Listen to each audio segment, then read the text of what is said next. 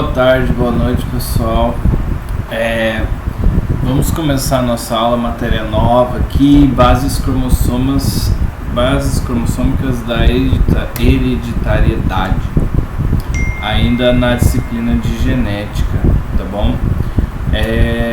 Essa aula a gente vai ver sobre os cariótipos e como é formado o cariótipo humano e quais são os efeitos dessas alterações nesse cariótipo, tá? Então, esses dois pesquisadores aí, o Morgan e o Wilson, eles descobriram os genes que influenciam na determinação do sexo. Então nós temos 23 pares de cromossomos, sendo 22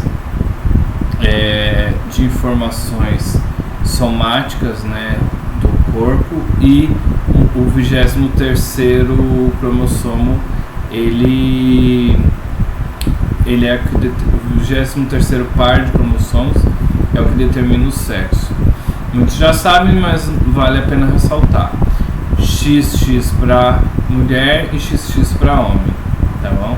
E quem determina o sexo é o homem, tá? Que quando ele viu o seu gameta, ele pode mandar X ou Y, e a mulher sempre manda X, tá?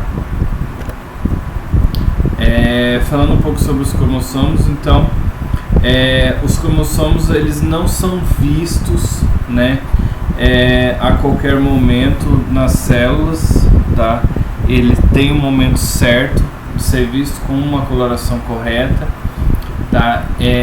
Quando essas células estão principalmente em intensa mitose, a gente consegue ver os cromossomos. Caso contrário, o DNA ele não é visto, né? Ele é visto apenas uma mancha escura no núcleo das células. Então ele é melhor observado quando a gente aplica corantes, e é justamente na intérfase, tá? Entre as divisões celulares, os cromossomos não são observados com facilidade, mesmo com os melhores corantes. Então, na intérfase, que eu digo, né, a gente tem um ciclo, né, celular, vocês aprenderam lá na citologia, né? Tem a fase de intérfase, quando o conteúdo genético ele está se multiplicando, né? Tá tendo replicação do DNA, e os elementos das células organeladas também estão se duplicando. Porém, nesse momento a gente não vê, na intérfase, a gente não vê os cromossomos no microscópio. A gente vai ver lá na mitose ou na meiose, tá bom? Os cromossomos em intérfase apresentam-se frouxamente espiralados e formam os filamentos delgados distribuídos por todo o núcleo. Então, aquele desenho da fitinha de DNA lá é como vocês estão acostumados a ver, é como os cromossomos estão na intérfase, apenas na mitose que ele vai aparecer desse jeito que está aqui nessa figura, tá? Na mitose e na meiose, como está aqui. A gente tem dois cromossomos aqui em 3D, bem bonitos, tá? Então, o número de cromossomos de uma espécie é múltiplo, par de um número básico. Nos seres humanos nós somos, como eu disse, 23 pares, né? Podemos dizer que são 46, né? 23 vezes 2, 46, e a maioria das células vão ter 46 pares, né? 46 cromossomos, desculpa, 23 pares. Existem algumas variações dependendo do tecido que se encontra a célula. Então, o número de cromossomos é representado pela letra N e é haploide, né? Quando aparece N, é uma célula haploide, apresentando apenas um conjunto de cromossomos, ou seja, 23, tá? E define um conjunto de cromossomos denominado genoma haploide. A maioria das células somáticas contém células diploides, tá? Ela contém 2 unidades de cada cromossomo. Então, sempre as células somáticas nossas vão ser determinadas como 2N. Se N é haploide, é 23, então o dobro de N é 2N, 2 vezes N. Aí é diploide, tá? Sempre nossas células somáticas vão ter essa característica. Haploide, quem que é? Apenas os gametas, né? Que apresentam o conjunto apenas N, apenas 23 cromossomos. Em alguns casos, algumas células podem apresentar, por exemplo, 4 conjuntos de cromossomos ao invés de 2. Ela apresenta o dobro do normal. E eles vão se chamar células tetraploides. Aonde que a gente encontra uma célula tetraploide no corpo humano? No fígado, por exemplo. Tá? O fígado é um tecido que apresenta células tetraploides. Então, sempre quando vai se trabalhar estudos de citogenética, a gente usa tecido de fígado para poder visualizar melhor esses conjuntos cromossômicos, tá? O chamado cariótipo. Aí tá bem legal uma imagenzinha aí, tá? Dos cromossomos com as suas bandas. Então os 23 pares aqui, o primeiro par, sempre eles vão ser vai seguir sempre um padrão, o formato desses cromossomos aí, tá? O tamanho dos braços, tá? Como são as bandas, então é muito parecido no cariótipo humano. Então a gente tem o primeiro par, o segundo e por aí vai, tá? Até o 23. Você vê que o 23 ele já é representado só de X e Y, tá? No caso, esse é um cariótipo masculino, porque ele tem o X e o Y.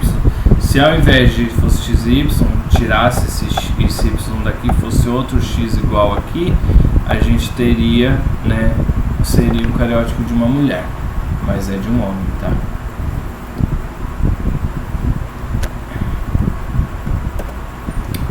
Variação citogenética. Então, os fenótipos de muitos organismos são afetados pelas variações no número de cromossomos em suas células. Às vezes, até mesmo alterações em parte no número de cromossomos podem ser significativas, tá?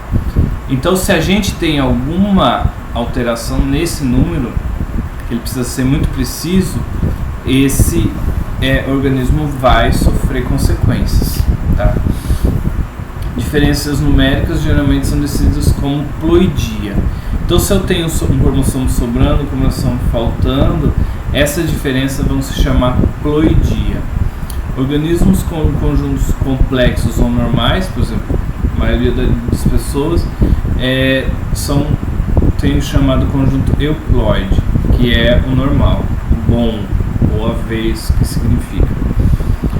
Alguns organismos eles têm conjuntos adicionais de cromossomos, tá? Ao invés de ter, isso não é só num tecido, como eu falei lá no fígado, é todo o organismo dele apresentando um conjunto, conjuntos a mais, ao invés de ter 2 conjuntos, tá? Ele apresenta 3, 4, 5, por aí vai. Esses organismos eles vão se chamar de poliploides. Lembrando, a poliploidia ela é muito comum em plantas, em animais ela não é muito normal, mas sempre um organismo poliploide ele vai apresentar um tamanho avantajado, ele vai sempre se destacar nos demais, tá? Eu já vi casos de peixes da mesma ninhada e um ser muito maior que os outros. Isso daí era um peixe poliploide, tá? Isso ocorre em seres humanos, é muito raro acontecer. Os organismos nos quais há deficiência, o excesso de um determinado cromossomo ou parte de um cromossomo, um segmento, um pedacinho daqueles braços, vão se chamar organismos aneuploides. Eles sofrem de aneuploidia, tá?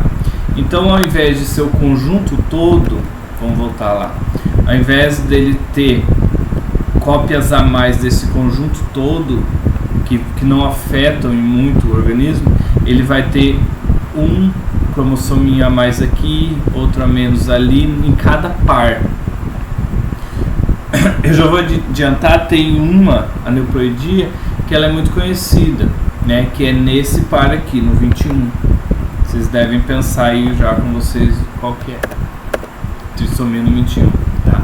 Então, a aneuploidia é quando há uma deficiência, ou excesso, ou deficiência, né, ou falta, ou excesso de uma parte do cromossomo ou do cromossomo inteiro. E esses organismos vão sofrer um desequilíbrio genético específico, então eles vão ter uma síndrome, tá? Isso se chama síndrome, tá? Aí ali embaixo está ali uma definição que eu quero que vocês escrevam no caderno. Distinção entre aneuploidia e poliploidia, tá?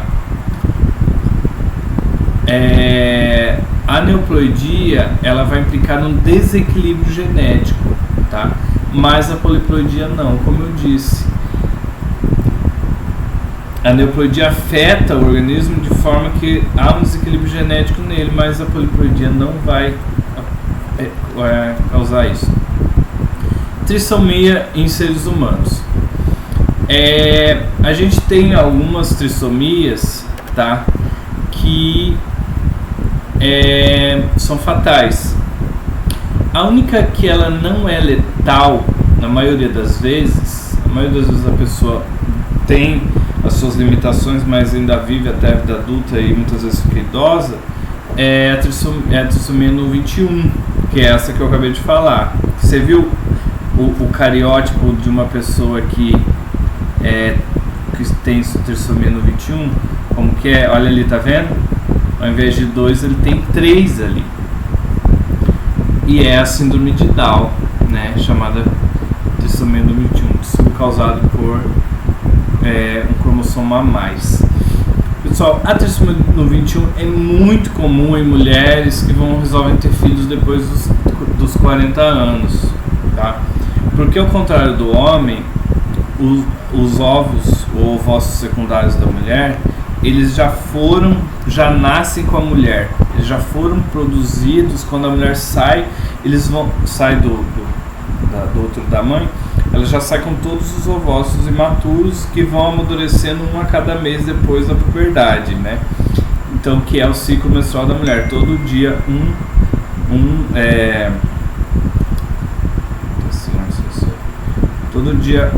todo mês fica maduro, e é quando o gameta da mulher desce, né, para ser fecundado pelo espermatozoide. Essa mulher, como tem óvulos depois dos 40 anos, seus ovócitos já estão velhos, né, na hora de sofrer aquela que vocês conhecem, a meiose, a famosa meiose, na hora de separar os cromossomos homólogos, né, às vezes ocorre ao invés de um para cada lado, vai os dois para o mesmo lado. E aí esse gameta, se ele for fecundado, vai somar com o do pai e vai ter 3, tá? Porque o certo é ter 2. Lembrando que não é só culpa da mulher, pode acontecer do homem também mandar. Isso é muito variado, não é uma regra, tá? Ou o homem manda 2 ou a mulher manda 2. Pode ser que o homem esteja mandando 2. Outras trissomias. Patot e Klinefelter. Tá? Também há relatos de trissomias no cromossomo 13, que é Patot, e 18, que é Klinefelter. Aí estão as características das crianças que nascem com essas trissomias. Geralmente elas são letais, tá? São raros os indivíduos afetados apresentam anomalias fenotípicas graves. Então, o fenótipo dele, o corpo, a morfologia dele é muito anormal, e eles vivem muito pouco. Geralmente eles não chegam na infância, né? Ou morrem poucos dias ou duram poucos meses, tá? Então essas anormalidades fenotípicas são graves em Patot e Klinefelter, que é 13 e 18, tá? Voltando lá, par de cromossomo 13, né? Teria mais um cromossomo aqui, e o 18 mais um cromossomo aqui, que esse seria Patot, esse seria Klinefelter. Síndrome do triplo X. Então tem mulheres que ao invés de ter 2x, ela vai ter 3x, né? Então lá no par 23 ela vai ter um cromossomo a mais, tá? E aí somado o cariótipo dela, em vez de ser 46, vai ser 47. Ele é sempre descrito assim, 47 XXX, que é o que? Explicando que são 47 cromossomos e aonde está essa trissomia, que é lá no par 23. Essa trissomia é viável, é observada em humanos, né, do cariótipo X. A mulher vai ter o fenótipo feminino, né, a pessoa, o indivíduo vai ter o fenótipo feminino, eles vão sobreviver, tá? São do sexo feminino, tem o fenótipo geralmente normal ou quase. Você vê que tem algumas fotos ali, algumas mulheres com poucas alterações morfológicas, tá? Às vezes há um leve comprometimento mental e diminuição de fertilidade. Não quer dizer que essas mulheres são inférteis, elas têm uma diminuição na fertilidade. Ela não tem uma fertilidade normal, ela apenas é diminuída, tá? E às vezes algum comprometimento mental.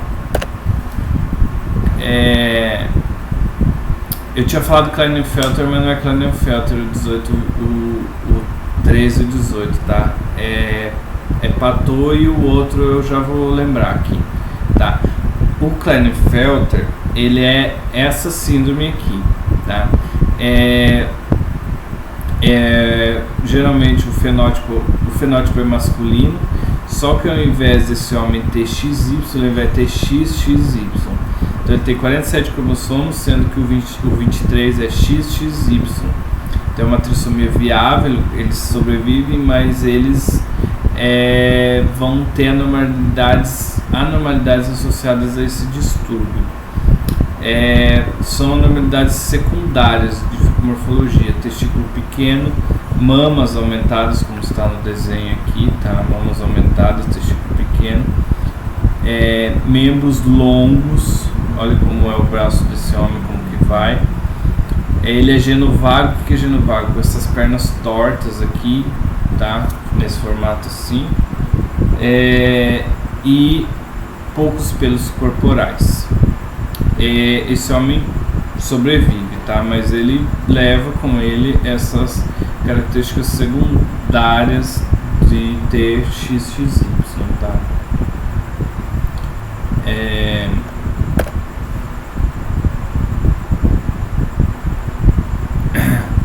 Então, olha o cariótipo de uma síndrome de Klinefelter ali, como que é, o par 23 lá, XXY, sempre o X é grande e o Y é pequeno.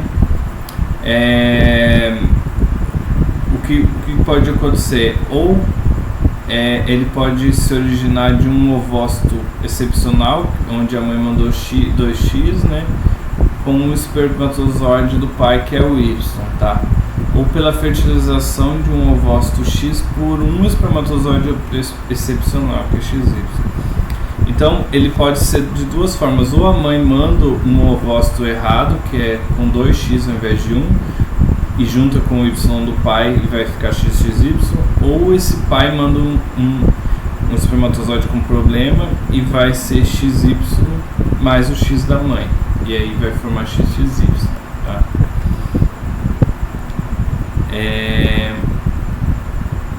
Tem outro tipo de cariótipo também, onde o homem com 47 cromossomos, ele vai ser XYY, né?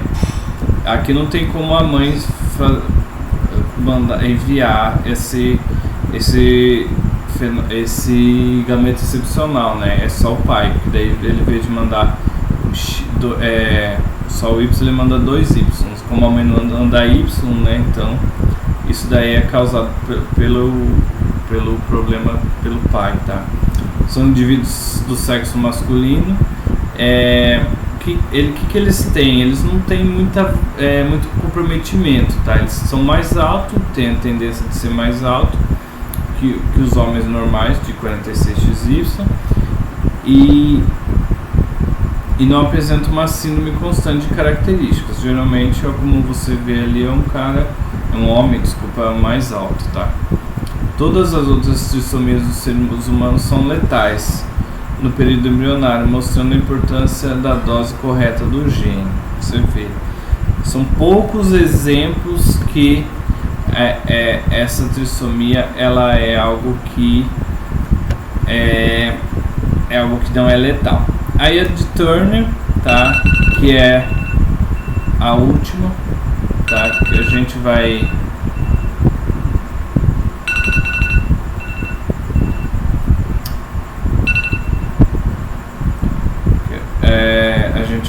vai finalizar aqui, desculpa, é o tempo que acabou a aula. A mulher então é só um X, então ela tem 45, é uma monossomia. Então a gente tinha falado de trissomias, 3 ao invés de 2. Aqui a gente tem uma mono, 1 ao invés de 2, tá? Vai ocorrer a ausência do cromossomo X, do segundo X, né? Só vai ter um. Só existe um monossômico viável. O cariótipo vai ser representado por 45X. Esses indivíduos só contêm um cromossomo X e um complemento diploide de autossomos. O fenótipo vai ser feminino. Essas mulheres quase sempre vão ser estéreis, elas não vão, ao contrário do triplo X aqui, elas são estéreis mesmo, elas não conseguem ter filhos, gerar, produzir gametas, né? Geralmente são baixas, elas têm o pescoço alado, como você vê na foto aqui, tá? Ela tem uma aba aqui assim, bem visível, uma pele que liga o pescoço aqui com os ombros. Problemas auditivos, anormalidades cardiovasculares um pouco severas, tá? Então aqui eu vou deixar essa tabela resumindo todos, tá? Lembrando, então, no cromossomo 18 é o Edwards, tá? O nome da síndrome é síndrome de Edwards, e a do 13 é Patot, tá? Que eu havia trocado ali, falado do Klinefelter. Então, no cromossomo 13, trissomia no 13 é Patot, e no 18 é Edwards. Aí você tem o cariótipo de cada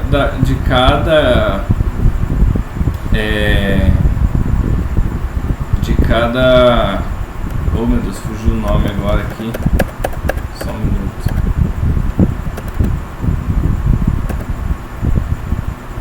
De cada neuploidia, não, fugiu. De cada neuploidia você tem o cariótipo, você tem a fórmula cromossômica, você tem o nome, algumas não recebem nomes, né? Mas outras têm o nome, geralmente levam o nome do pesquisador que estudou. A frequência na população, você vê que a frequência da síndrome de Down ela é muito alta em vista das outras, ela é a cada 700 nascimentos 1, né? Em vista de Patot, é cada 20 nascimentos 1 é de Patot, de Edwards a cada 8 é 1.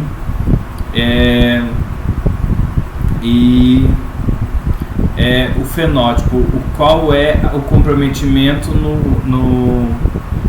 na morfologia da pessoa, né, no seu fenótipo quando ela leva essas aneuploidias. Pessoal, obrigado.